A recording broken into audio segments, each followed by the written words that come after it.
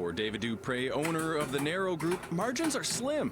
So when $14,000 in tips went missing from his digital wallet at the end of January, it didn't go unnoticed. In smaller businesses and little guys, it's huge. And it's just such a drag that, that this was supposed to be held in trust. What does a trust even mean if there's no money? Dupre paid his staff their tips out of his own pocket, putting a serious dent in his operating budget. Somebody needs to go to jail here. It's a lot of money. It's still not known just how much money disappeared from the app Everyday Payments, which is used by thousands of businesses across the country in the hospitality industry to pay tips out to their employees. Financial documents suggest the number is approaching $19 million, and those affected say they're resigned to the loss. Not a lot of hope on my end. I'm not an optimist. I'm a realist.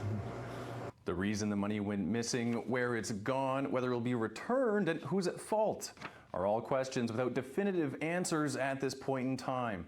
But the trail starts with a payment app originally created by a Toronto company called XTM. Now, they partnered with an Edmonton company, Everyday People Financial Corporation, to create a joint subsidiary to operate that app. Now, that became known as Everyday Payments.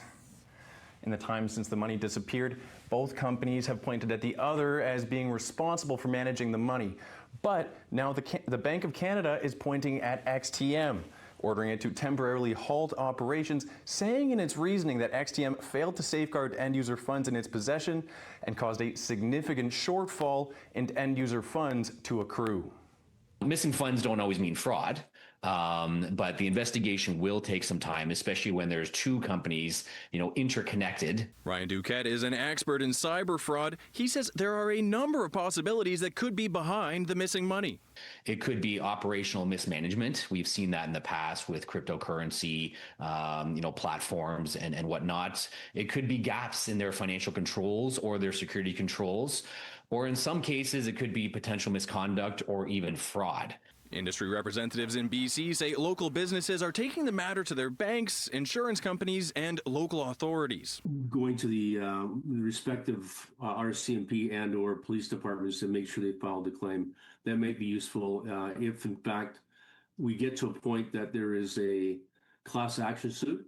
Dupre, for one, says he's already been approached by lawyers about signing on to a class action, but he doesn't have any illusions about getting all of his money back.